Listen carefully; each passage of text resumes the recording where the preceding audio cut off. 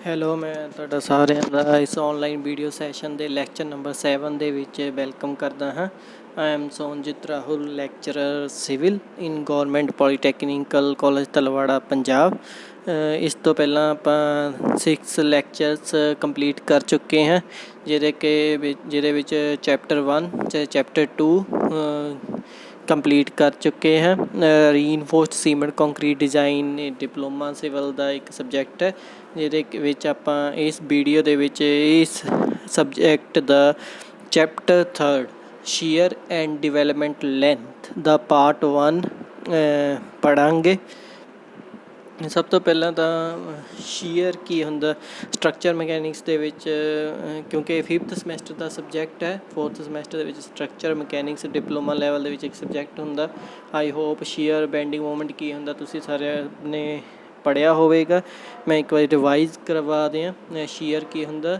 Sheer is a term used when two section on either side of plane in a member have a tendency to slide along that plane. ਅਗਰ figure ਦੇ ਵਿੱਚ ਤੁਸੀਂ ਆਸਾਨੀ ਨਾਲ ਦੇਖ ਸਕਦੇ ਹੋ, ਅਗਰ ਕੋਈ ਮੈਂਬਰ ਹੈ ਉਹ ਗੱਬਿਓਂ ਐਕਸ ਸੈਕਸ਼ਨ ਤੋਂ ਟੁੱਟਦਾ ਹੈ ਅਤੇ ਉਹਦਾ ਜਿਹੜਾ ਲੈਫਟ ਹੈਂਡ ਵਾਲਾ ਪਾਰਟ ਅਤੇ ਰਾਈਟ ਹੈਂਡ ਵਾਲਾ ਪਾਰਟ ਇੱਕ ਦੂਸਰੇ ਦੇ ਨਾਲ ਸਲਾਈਡ ਕਰਦਾ ਹੈ, ਜਿਹਦੇ ਕਰਕੇ ਇਹਦੇ ਉੱਪਰ ਜਿਹੜੀ ਫੋਰਸ ਪ੍ਰੋਡਿਊਸ ਹੁੰਦੀ ਹੈ ਇਸ ਸਲਾਈਡਿੰਗ ਦੀ ਵਜ੍ਹਾ ਹੋਣ ਕਰਕੇ ਇਹਨੂੰ ਕਹਿੰਦੇ ਸ਼ੀਅਰ ਅਤੇ ਇਸ ਫੋਰਸ ਨੂੰ ਕਹਿੰਦੇ ਸ਼ੀਅਰ ਫੋਰਸ। ਇਹ ਜਿਹੜੀ ਸ਼ੀਅਰ ਫੋਰਸ ਹੋਏਗੀ ਇਹ ਓਪੋਜਿਟ ਡਾਇਰੈਕਸ਼ਨ ਦੇ ਵਿੱਚ ਦੋਨੋਂ ਸਾਈਡ ਦੇ ਤਰਫ ਹੋਏਗੀ। ਇਹ ਜਿਹੜਾ ਪਲਾਨ ਹੋਏਗਾ ਜਿਸ ਸੈਕਸ਼ਨ ਦੇ ਅਲੋਂਗ, ਸਪੋਜ਼ ਐਕਸ ਸੈਕਸ਼ਨ ਦੇ ਅਲੋਂਗ ਕਿਸੇ ਦੋ ਕੰਪੋਨੈਂਟ ਮੈਂਬਰ ਦੇ ਇੱਕ ਦੂਸਰੇ ਦੇ ਅਗੇਂਸਟ ਸਲਾਈਡ ਕਰਦੇ ਪਏ ਆ, ਅਤੇ ਐਕਸ ਜਿਹੜਾ ਸੈਕਸ਼ਨ ਹੋਏਗਾ ਇਹਨੂੰ ਆਪਾਂ ਕਹਾਂਗੇ ਸ਼ੀਅਰ ਪਲੇਨ। ਨੈਕਸਟ ਹੈ ਸ਼ੀਅਰ ਫੋਰਸ। ਸ਼ੀਅਰ ਫੋਰਸ ਬੀਮ ਦੇ ਵਿੱਚ ਪ੍ਰੈਜੈਂਟ ਹੋਏਗੀ ਜਿੱਥੇ ਜਿੱਥੇ ਵੀ ਬੈਂਡਿੰਗ ਮੂਵਮੈਂਟ ਚੇਂਜ ਕਰੇਗੀ। ਅਗਰ ਆਪਾਂ ਕੋਈ ਕਿਸੇ ਸੈਕਸ਼ਨ ਦਾ ਕਿਸੇ ਰੀਇਨਫੋਰਸਡ ਬੀਮ ਦਾ ਜਾਂ ਸਿੰਪਲੀ ਬੀਮ ਦਾ ਬੈਂਡਿੰਗ ਮੂਵਮੈਂਟ ਡਾਇਗਰਾਮ ਬਣਾਉਂਦੇ ਹਾਂ, ਅਗਰ ਬੈਂਡਿੰਗ ਮੂਵਮੈਂਟ ਉਹਦੇ ਸਪੈਨ ਦੇ ਅਲੋਂਗ ਚੇਂਜ ਕਰਦੀ ਹੈ ਤਾਂ ਉੱਥੇ ਸ਼ੀਅਰ ਫੋਰਸ ਜ਼ਰੂਰ ਆਏਗੀ। ਅਤੇ ਸ਼ੀਅਰ ਫੋਰਸ ਅਤੇ ਬੈਂਡਿੰਗ ਮੂਵਮੈਂਟ ਦੇ ਵਿੱਚ ਇੱਕ ਰਿਲੇਸ਼ਨ ਤੁਸੀਂ ਪੜ੍ਹਿਆ ਹੋਵੇਗਾ। ਆਈ ਹੋਪ ਤੁਸੀਂ ਸਾਰਿਆਂ ਨੇ ਪੜ੍ਹਿਆ ਹੋਵੇਗਾ ਸਟਰਕਚਰ ਮਕੈਨਿਕਸ ਦੇ ਵਿੱਚ। Change in bending movement upon change in distance is equal to shear force. ਇੱਕ ਵਾਰੀ ਵੰਸ ਦਾ ਸ਼ੀਅਰ ਫੋਰਸ ਇੱਕ ਵਾਰੀ ਪਤਾ ਲੱਗ ਜਾਏ ਤਾਂ ਸ਼ੀਅਰ ਸਟਰੈਸ ਆਪਾਂ ਆਸਾਨੀ ਦੇ ਨਾਲ ਓਬਟੇਨ ਕਰ ਸਕਦੇ ਹਾਂ ਸ਼ੀਅਰ ਫੋਰਸ ਨੂੰ ਕ੍ਰੋਸ ਸੈਕਸ਼ਨਲ ਏਰੀਏ ਦੇ ਨਾਲ ਡਿਵਾਈਡ ਕਰਕੇ। There is a line hidden under the figure. ਅਗਰ ਸ਼ੀਅਰ ਫੋਰਸ ਆਪਾਂ ਨੂੰ ਪਤਾ ਲੱਗ ਜਾਏ ਤਾਂ ਸ਼ੀਅਰ ਸਟਰੈਸ ਈਜ਼ੀਲੀ ਆਸਾਨੀ ਨਾਲ ਕੈਲਕੂਲੇਟ ਕਰ ਸਕਦੇ ਹਾਂ ਸ਼ੀਅਰ ਫੋਰਸ ਨੂੰ ਕ੍ਰੋਸ ਸੈਕਸ਼ਨਲ ਏਰੀਆ ਦੇ ਨਾਲ ਡਿਵਾਈਡ ਕਰਕੇ। ਸ਼ੀਅਰ ਕਰਕੇ ਕਾਫੀ ਟਾਈਪਸ ਦੇ ਕਰੈਕਸ ਆਉਣ ਦੇ ਚਾਂਸਿਸ ਹੁੰਦੇ ਆ ਰੀਇਨਫੋਰਸਡ ਕੰਕਰੀਟ ਮੈਂਬਰ ਦੇ ਵਿੱਚ। ਉਹ ਕਰੈਕਸ ਕਿਹੜੇ ਆ? ਉਹ ਜ਼ਰੂਰੀ ਨਹੀਂ ਸ਼ੀਅਰ ਫੋਰਸ ਕਰਕੇ ਹੋਣ, ਸ਼ੀਅਰ ਫੋਰਸ ਇਕੱਲੇ ਕਰਕੇ ਵੀ ਆ ਸਕਦੇ, ਬੈਂਡਿੰਗ ਮੂਵਮੈਂਟ ਅਤੇ ਸ਼ੀਅਰ ਦੇ ਕੋਂਬੀਨੇਸ਼ਨ ਕਰਕੇ ਵੀ ਆ ਸਕਦੇ ਆ। ਉਹ ਜਿਹੜੇ ਅਲੱਗ ਅਲੱਗ ਇਹਨਾਂ ਦਾ ਰੀਜ਼ਨ ਹੋਏਗਾ। ਰੀਜਨ ਆਫ ਫਲੈਕਚਰਲ ਕਰੈਕਸ ਜਾਂ ਫਲੈਕਚਰਲ ਟੈਂਸ਼ਨ ਕਰੈਕ, ਫਲੈਕਚਰਲ ਸ਼ੀਅਰ ਕਰੈਕਸ ਹੁੰਦੇ, ਫਲੈਕਚਰਲ ਕੰਪਰੈਸ਼ਨ ਕਰੈਕ ਵੀ ਜਿਹਨੂੰ ਕਹਿ ਦਿੰਦੇ ਆ। Last one is the web sheer crack ਜਾਂ ਡਾਇਗਨਲ ਟੈਂਸ਼ਨ ਕਰੈਕਸ। ਇਹ ਕਰੈਕਸ ਨੂੰ ਆਪਾਂ ਡਿਟੇਲ ਦੇ ਵਿੱਚ ਸਟੱਡੀ ਕਰਾਂਗੇ। ਫਸਟ ਹੈ ਫਲੈਕਚਰਲ ਕਰੈਕਸ। ਇਸ ਤਰ੍ਹਾਂ ਦੇ ਜਿਹੜੇ ਕਰੈਕਸ ਆ ਇਹ ਮਿਡ ਸਪੈਨ ਤੋਂ ਸਟਾਰਟ ਹੁੰਦੇ ਜਿੱਥੇ ਕਿ ਬੈਂਡਿੰਗ ਮੂਵਮੈਂਟ ਬਹੁਤ ਜ਼ਿਆਦਾ ਹੁੰਦੀ ਹੈ। ਅਗਰ ਸਪੋਜ਼ ਆਪਣਾ ਸਿੰਪਲੀ ਸਪੋਰਟਡ ਬੀਮ ਆ ਤਾਂ ਉਹਦਾ ਬੈਂਡਿੰਗ ਮੂਵਮੈਂਟ ਡਾਇਗਰਾਮ ਪੈਰਾਬੋਲਿਕ ਹੋਏਗਾ, ਸੈਂਟਰ ਦੇ ਵਿੱਚ ਹਾਈਐਸਟ ਬੈਂਡਿੰਗ ਮੂਵਮੈਂਟ ਹੋਏਗੀ ਅਤੇ ਉੱਥੇ ਸ਼ੀਅਰ ਫੋਰਸ ਸਭ ਤੋਂ ਘੱਟ ਹੋਏਗੀ ਅਤੇ 0 ਹੋਏਗੀ। ਅਤੇ ਉਹ ਜਿੱਥੇ ਬੈਂਡਿੰਗ ਮੂਵਮੈਂਟ ਸਭ ਤੋਂ ਜ਼ਿਆਦਾ ਹੋਏਗੀ ਉੱਥੇ ਇਹ ਕਰੈਕਸ ਆਉਂਦੇ ਆ ਫਲੈਕਚਰਲ ਕਰੈਕਸ। ਇਹ ਕਿਸ ਵਜ੍ਹਾ ਕਰਕੇ ਆਉਂਦੇ? ਕਿਉਂਕਿ ਇੱਥੇ ਕੰਕਰੀਟ ਦੀ ਟੈਂਸਾਈਲ ਸਟਰੈਂਥ ਬਹੁਤ ਘੱਟ ਹੁੰਦੀ ਹੈ। ਇੱਥੇ ਟੈਂਸ਼ਨ ਸਭ ਤੋਂ ਜ਼ਿਆਦਾ ਹੁੰਦੀ ਹੈ ਮਿਡ ਸਪੈਨ 'ਤੇ। ਇਸ ਕਰਕੇ ਕੰਕਰੀਟ ਜਿਹੜੀ ਹੈ ਕਰੈਕ ਕਰ ਜਾਂਦੀ ਹੈ ਟੈਂਸ਼ਨ ਦੀ ਵਜ੍ਹਾ ਕਰਕੇ। ਇਸ ਤਰ੍ਹਾਂ ਦੇ ਜਿਹੜੇ ਕਰੈਕਸ ਹੁੰਦੇ ਇਹਨਾਂ ਦੀ ਡਾਇਰੈਕਸ਼ਨ ਹੁੰਦੀ ਹੈ ਵਰਟੀਕਲ। ਅਤੇ ਜਿਹੜੀ ਇੱਕ ਇਸ ਰੀਜਨ ਦੇ ਲਈ shear span to effective depth ਦੀ ਜਿਹੜੀ ਰੇਸ਼ੋ ਹੋਏਗੀ ਉਹ 6 ਹੋਏਗੀ। ਅਤੇ ਸ਼ੀਅਰ ਸਪੈਨ ਕੀ ਹੁੰਦਾ? ਇੱਕ ਰੇਸ਼ੋ ਹੁੰਦੀ ਹੈ bending movement to the shear force. ਇਸ ਫਿਗਰ ਤੋਂ ਤੁਸੀਂ ਦੇਖ ਸਕਦੇ ਹੋ ਜਿਹੜੇ ਨੀਚੇ ਮਿਡ 'ਚ ਸਪੈਨ ਹੋਏਗੇ ਫਲੈਕਚਰਲ ਟੈਂਸ਼ਨ ਕ੍ਰੈਕ ਜਾਂ ਫਲੈਕਚਰਲ ਸਿੰਪਲੀ ਫਲੈਕਚਰਲ ਕ੍ਰੈਕਸ ਉਸ ਮਿਡ ਸਪੈਨ 'ਤੇ ਬਿਲਕੁਲ ਹੀ ਵਰਟੀਕਲੀ ਹੋਣਗੇ। ਫਿਰ ਉੱਪਰ ਥੋੜ੍ਹੇ ਜਿਹੇ ਇਨਕਲੀਨੇਸ਼ਨ ਵੀ ਆ ਜਾਂਦੀ ਹੈ, ਲੇਕਿਨ ਨੀਚੇ ਤੋਂ ਅਗਰ ਦੇਖੋ ਤਾਂ ਬਿਲਕੁਲ ਵਰਟੀਕਲ ਹੁੰਦੇ ਹੈ। ਅੱਗੇ ਹੈ ਫਲੈਕਚਰਲ ਸ਼ੀਅਰ ਕ੍ਰੈਕਸ। ਇਸ ਤਰ੍ਹਾਂ ਦੇ ਜਿਹੜੇ ਕ੍ਰੈਕਸ ਇਹ ਕੁਆਟਰ ਪੋਰਸ਼ਨ ਦੇ ਵਿੱਚ ਲਾਈ ਕਰਦੇ ਆ, ਯਾਨੀ ਕਿ ਮਿਡ ਸਪੈਨ ਦੇ ਵਿੱਚ ਵੀ ਨਹੀਂ ਅਤੇ ਐਰੈਕਸ਼ਨ ਜਿੱਥੇ ਹੁੰਦੀ ਹੈ ਸਪੋਰਟ ਦੇ ਕੋਲ ਵੀ ਨਹੀਂ। ਸਪੋਰਟ ਅਤੇ ਜਿਹੜੀ ਮਿਡ ਸਪੈਨ ਦੇ ਵਿੱਚ ਵਾਲਾ ਕੁਆਟਰ ਵਾਲਾ ਪੋਰਸ਼ਨ ਦੋਨੋਂ ਸਾਈਡਸ 'ਤੇ ਉੱਥੇ ਇਸ ਤਰ੍ਹਾਂ ਦੇ ਕ੍ਰੈਕਸ ਆਉਂਦੇ ਆ ਜਿੱਥੇ ਕਿ ਬੈਂਡਿੰਗ ਮੂਵਮੈਂਟ ਵੀ ਹੁੰਦੀ ਹੈ ਅਤੇ ਸ਼ੀਅਰ ਫੋਰਸ ਵੀ ਹੁੰਦੀ ਹੈ।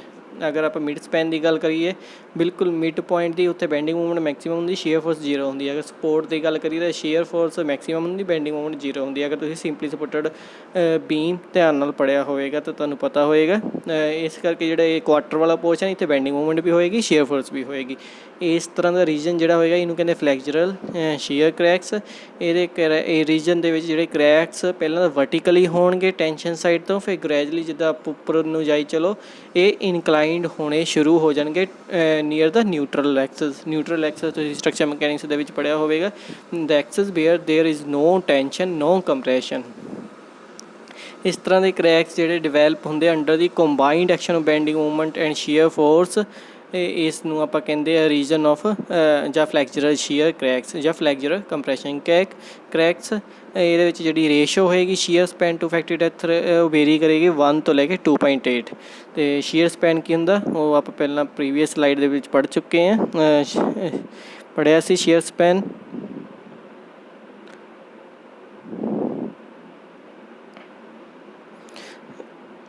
shear span is the ratio of bending moment to the shear force। ਹੁਣ ਫਲੈਕਚਰਲ ਸ਼ੀਅਰ ਕ੍ਰੈਕਸ ਜਾਂ ਫਲੈਕਚਰਲ ਕੰਪਰੈਸ਼ਨ ਕ੍ਰੈਕਸ ਦੀ ਫਿਗਰ ਤੁਸੀਂ ਦੇਖ ਸਕਦੇ ਹੋ, ਨੀਚੇ ਤੋਂ ਵਰਟੀਕਲ ਉੱਪਰ ਨੂੰ ਜਾਂਦੇ ਹੋਏ ਇਹ ਇਨਕਲਾਈਨਡ ਹੋ ਜਾਂਦੇ ਆ।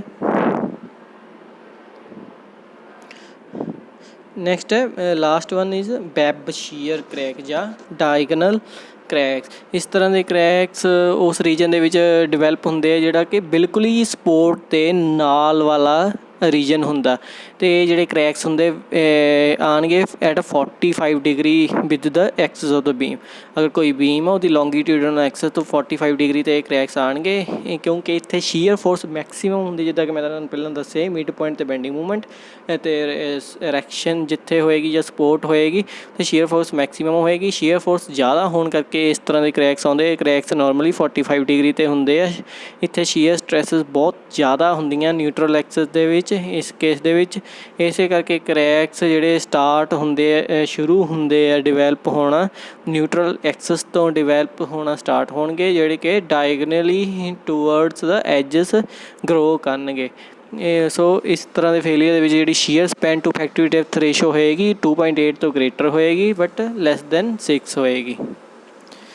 ਨੋਰਮਲੀ ਤੁਸੀਂ ਇਸ ਤਰ੍ਹਾਂ ਦੇ ਕ੍ਰੈਕਸ ਦੇਖ ਸਕਦੇ ਹੋ 45 ਡਿਗਰੀ 'ਤੇ ਹੋਣਗੇ ਕ੍ਰੈਕਸ, ਵੈਬ ਸ਼ੀਅਰ ਕ੍ਰੈਕ ਜਾਂ diagonal tension cracks. Next slide ਹੈ, ਇਹਦੇ ਵਿੱਚ ਇਨਕਲੀਨੇਸ਼ਨ ਆਫ ਕ੍ਰੈਕਸ ਦਿੱਤੀ ਹੋਈ ਹੈ at different location in simply supported beam. ਅਗਰ ਐਟ ਔਰ ਨੀਅਰ ਦੀ ਸਪੋਰਟ ਦੇ ਬਿਲਕੁਲ ਨਾਲ ਜਾਂ ਸਪੋਰਟ ਦੇ ਅਗਰ ਸਿੰਪਲੀ ਸਪੋਰਟਡ ਬੀਮ ਹੈ ਤਾਂ ਉੱਥੇ ਬੈਂਡਿੰਗ ਮੂਵਮੈਂਟ 0 ਹੁੰਦੀ, ਸ਼ੀਅਰ ਫੋਰਸ ਮੈਕਸੀਮਮ ਹੁੰਦੀ ਹੈ। ਤਾਂ ਇਨਕਲੀਨੇਸ਼ਨ ਆਫ ਕ੍ਰੈਕਸ ਹੋਏਗੀ 45 degree. At near the centre of the span ਜਾਂ ਮਿਡ ਪੁਆਇੰਟ ਦੇ ਉੱਪਰ ਬੈਂਡਿੰਗ ਮੂਵਮੈਂਟ ਮੈਕਸੀਮਮ ਹੁੰਦੀ ਹੈ, ਸ਼ੀਅਰ ਫੋਰਸ 0 ਹੁੰਦੀ ਹੈ। ਇੱਥੇ ਜਿਹੜੇ ਕ੍ਰੈਕਸ ਹੋਣਗੇ ਵਰਟੀਕਲ ਹੋਣਗੇ ਅਤੇ ਜਿਹੜਾ ਵਿੱਚ ਵਾਲਾ ਪੋਰਸ਼ਨ ਰਹਿ ਗਿਆ ਕੁਆਟਰ ਵਾਲਾ ਪੋਰਸ਼ਨ ਜਿੱਥੇ ਉੱਥੇ ਬੈਂਡਿੰਗ ਮੂਵਮੈਂਟ ਵੀ ਹੋਏਗੀ, ਸ਼ੀਅਰ ਫੋਰਸ ਵੀ ਹੋਏਗੀ। ਉੱਥੇ ਜਿਹੜੇ ਕ੍ਰੈਕਸ ਦੀ ਇਨਕਲੀਨੇਸ਼ਨ ਹੋਏਗੀ 45 ਡਿਗਰੀ ਤੋਂ 90 ਡਿਗਰੀ ਦੇ ਵਿੱਚ ਹੋਏਗੀ। ਇਹਨਾਂ ਕ੍ਰੈਕਸ ਤੋਂ ਕਿੱਦਾਂ ਬਚਿਆ ਜਾਵੇ, ਕ੍ਰੈਕਸ ਤੋਂ ਬਚਣ ਦੇ ਲਈ ਕੀ ਕੀਤਾ ਜਾਣਾ ਚਾਹੀਦਾ? ਪ੍ਰੋਪਰਲੀ ਆਪਾਂ ਨੂੰ ਸ਼ੀਅਰ ਰੀਇਨਫੋਰਸਮੈਂਟ ਡਿਜ਼ਾਈਨ ਕਰਨੀ ਪਏਗੀ। The most important part of designing the shear reinforcement is to provide the reinforcement for the diagonal tension। ਕਿਉਂਕਿ ਸ਼ੀਅਰ ਕਿਸੇ ਵੀ ਰੀਇਨਫੋਰਸਡ ਕੰਕਰੀਟ ਮੈਂਬਰ ਦੇ ਵਿੱਚ ਅਗਰ ਜ਼ਿਆਦਾ ਹੋਏਗੀ ਮਤਲਬ ਉਹਦੀ ਡਾਇਗਨਲ ਟੈਂਸ਼ਨ ਕ੍ਰੈਕਸ ਜ਼ਿਆਦਾ ਆਉਣਗੇ। ਰੀਇਨਫੋਰਸਮੈਂਟ ਆਪਾਂ ਨੂੰ ਜਿਹੜੀ ਵੀ ਸ਼ੀਅਰ ਨੂੰ ਇਸ ਤਰ੍ਹਾਂ ਦੇ ਕ੍ਰੈਕਸ ਨੂੰ ਪ੍ਰੀਵੈਂਟ ਕਰਨ ਦੇ ਲਈ ਪ੍ਰੋਵਾਈਡ ਕਰਨੀ ਪਏਗੀ। ਉਹ ਮੇਨ ਡਾਇਗਨਲੀ ਟੈਂਸ਼ਨਸ ਨੂੰ ਬਚਾਅ ਕਰਨ ਲਈ ਸ਼ੀਅਰ ਰੀਇਨਫੋਰਸਮੈਂਟ ਪ੍ਰੋਵਾਈਡ ਕੀਤੀ ਜਾਂਦੀ ਹੈ। ਸ਼ੀਅਰ ਰੀਇਨਫੋਰਸਮੈਂਟ ਕਿਸੇ ਵੀ ਸ਼ੇਪ ਦੇ ਵਿੱਚ ਆਪਾਂ ਪ੍ਰੋਵਾਈਡ ਕਰ ਸਕਦੇ, ਵਰਟੀਕਲ ਔਰ inclined shear stirrups, bent up bars, combination vertical stirrups and bent up bars. ਇਹਨੂੰ ਆਪਾਂ ਡਿਟੇਲ ਦੇ ਵਿੱਚ ਦੇਖਦੇ ਹਾਂ ਨੈਕਸਟ ਫਿਗਰਸ ਦੇ ਵਿੱਚ। ਕਾਫੀ ਸਟੂਡੈਂਟਸ ਨੂੰ ਇਹ ਗੱਲ ਦਾ ਨਹੀਂ ਪਤਾ ਹੁੰਦਾ ਸਿੰਗਲ ਲੈਗਡ ਸਟਿਰਪ, ਟੂ ਲੈਗਡ ਸਟਿਰਪ, ਕਿਉਂਕਿ ਇਹ ਸਟਾਰਟਿੰਗ ਹਜੇ ਸਟਿਰਪਸ ਸ਼ੀਅਰ ਰੀਇਨਫੋਰਸਮੈਂਟ ਦਾ। ਮੈਂ ਡਿਟੇਲ ਦੇ ਵਿੱਚ ਦੱਸਦਾ ਤੁਹਾਨੂੰ। This is the single legged stirrup. Single legged ਮਤਲਬ only one leg, this is leg, only single leg. This type of stirrup is called single legged stirrup. Here next figure, two legged stirrup, one leg and two leg। ਇਹਦੇ ਵਿੱਚ ਦੋ legs ਹੈ, ਇਸ ਕਰਕੇ to legged ਸਟਿਰਪ। ਜਿਹਦੇ ਵਿੱਚ 4 legs ਹੋਣਗੀਆਂ, 1 2 3 4। ਇਹਦੇ ਵਿੱਚ 4 ਲੈਗਡ ਸਟਿਰਪ, ਇਸੇ ਤਰ੍ਹਾਂ 6 ਲੈਗਡ ਸਟਿਰਪਸ। ਇਹ ਧਿਆਨ ਦੇ ਵਿੱਚ ਰੱਖਣਾ। ਇਸ ਤਰ੍ਹਾਂ ਦੀ ਸ਼ੇਪਸ ਦੀਆਂ ਸਟਿਰਪਸ ਹੁੰਦੀਆਂ। ਇਹ ਹੈ ਵਰਟੀਕਲ ਸ਼ੀਅਰ ਸਟਿਰਪ। ਪਹਿਲਾਂ ਮੈਂ ਤੁਹਾਨੂੰ ਦਿਖਾਇਆ ਸੀ ਵਰਟੀਕਲ ਔਰ inclined shear stirrups, bent up bars, combination vertical stirrups and bent up bars. ਇਹ ਹੈ ਵਰਟੀਕਲ ਸ਼ੀਅਰ ਸਟਿਰਪਸ। ਇਸ ਤਰ੍ਹਾਂ ਦੀਆਂ ਇਹਦੀਆਂ ਫੋਰਮਸ ਹੁੰਦੀਆਂ, single legged stirrups, two legged stirrup, 4 legged stirrup, 6 legged, 8 leg, ਇਸ ਤਰ੍ਹਾਂ ਦੀਆਂ। ਜਿਹੜੀ ਸਿੰਗਲ ਲੈਗਡ ਸਟਿਰਪ ਇਹਨੂੰ ਟਾਈ ਬਾਰ ਵੀ ਕਹਿ ਦਿੱਤਾ ਜਾਂਦਾ। ਵਰਟੀਕਲ ਸਟਿਰਪਸ ਨੂੰ ਡਿਟੇਲ ਦੇ ਵਿੱਚ ਤੁਸੀਂ ਦੇਖ ਸਕਦੇ ਹੋ। ਜਿਹੜੀਆਂ ਇਹ ਵਾਲੀਆਂ ਇਹ ਹੈ ਲੌਂਗੀਟਿਊਡਨਲ ਬਾਰਸ, ਇਹ ਵਾਲੀਆਂ ਲੌਂਗੀਟਿਊਡਨਲ ਬਾਰਸ। ਇਹਦੇ ਵਿੱਚ ਇਹਦਾ ਡਾਇਆਮੀਟਰ ਨੋਰਮਲੀ ਲਾਰਜਰ ਹੋਏਗਾ। ਇਹ ਉੱਪਰ ਇਹ ਜਿਹੜੀਆਂ ਹੈ ਜਿਹੜੀਆਂ ਇਹ ਸ਼ੀਅਰ ਰੀਇਨਫੋਰਸਮੈਂਟ ਬਾਰ, ਇਸ ਤਰ੍ਹਾਂ ਦੀਆਂ ਬਾਰਸ ਤੁਸੀਂ ਦੇਖੀਆਂ ਹੋਣਗੀਆਂ ਅਗਰ ਕਿਤੇ ਕੰਸਟਰਕਸ਼ਨ ਵਾਲੀ ਸਾਈਟ 'ਤੇ ਜਾਂ ਕਿਤੇ ਆਪਣੇ ਘਰ ਕੰਮ ਕਰਵਾਇਆ ਹੋਵੇ। ਅਤੇ ਇਹ ਹੈ ਇਹ ਵਾਲੀਆਂ ਵਰਟੀਕਲ ਸਟਿਰਪਸ, ਆਹ ਵਾਲੀਆਂ ਲੌਂਗੀਟਿਊਡਨਲ ਬਾਰਸ। ਉਹ ਮੇਨ ਰੀਇਨਫੋਰਸਮੈਂਟ ਹੁੰਦੀ ਹੈ, ਇਹ ਸ਼ੀਅਰ ਰੀਇਨਫੋਰਸਮੈਂਟ ਹੁੰਦੀ ਹੈ। ਸ਼ੀਅਰ ਰੀਇਨਫੋਰਸਮੈਂਟ ਦਾ ਕੰਮ ਹੁੰਦਾ ਸ਼ੀਅਰ ਫੋਰਸ ਨੂੰ ਰਜਿਸਟ ਕਰਨਾ। ਮੇਨ ਲੌਂਗੀਟਿਊਡਨਲ ਬਾਰਸ ਦਾ ਕੰਮ ਹੁੰਦਾ ਬੈਂਡਿੰਗ ਮੂਵਮੈਂਟ ਨੂੰ ਰਜਿਸਟ ਕਰਨਾ। ਇਹ ਜਿਹੜੀਆਂ ਹੂਕਸ ਬਣੀਆਂ ਹੋਈਆਂ ਲਾਸਟ 'ਤੇ ਆਪਾਂ ਇਹਨੂੰ ਲੂਪ ਬਣਾਈ ਹੋਈ ਹੈ, ਉਹ 135 ਡਿਗਰੀ ਐਂਗਲ ਤੋਂ ਮੋੜ ਕੇ, ਪ੍ਰੋਪਰਲੀ 135 ਡਿਗਰੀ ਐਂਗਲ ਹੋਣਾ ਚਾਹੀਦਾ ਹੈ।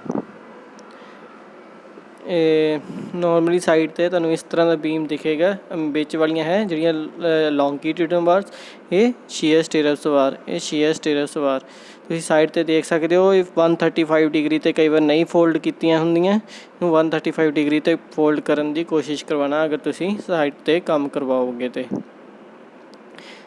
These are the bent up bar.